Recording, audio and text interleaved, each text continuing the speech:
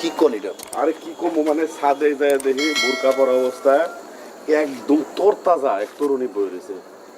চেহারা তো দেখা যায় না, কিন্তু আঙ্গুলের সাইজে পায়ের সাইজে তাই। কেমন হসপিটাল আপনি গো, যে একটা ইয়াং বয়সের মেয়ে ছাদের উপরে। এটা তো কি করা? আপনি তো অ্যাবনর্মাল কথা বলতেছেন আপনি এটা। আরে আমার চোখের তো আমি বিশ্বাস করাবো না। আস্তে আস্তে যাই।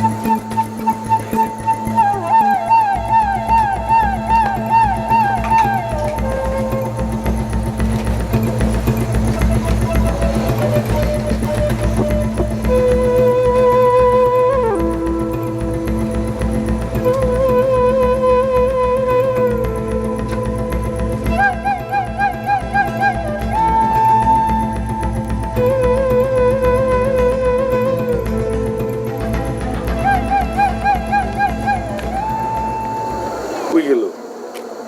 কই গেল মানে? আরে এই যে এই জায়গাটাই দেখছি, দেখে গেছি আমি, এই যে কিনে এই জন্য করে বসা।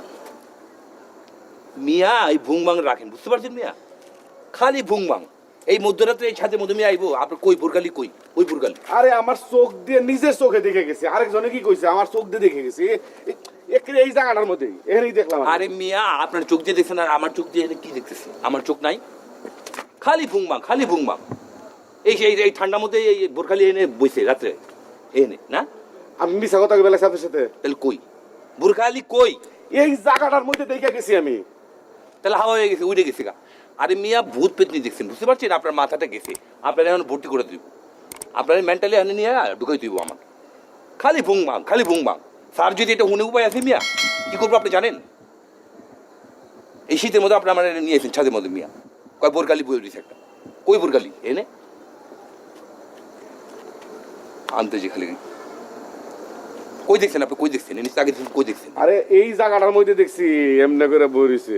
এমনি করে বই রয়েছে কই? এমনি করে বই রয়েছে কই? বই রয়েছে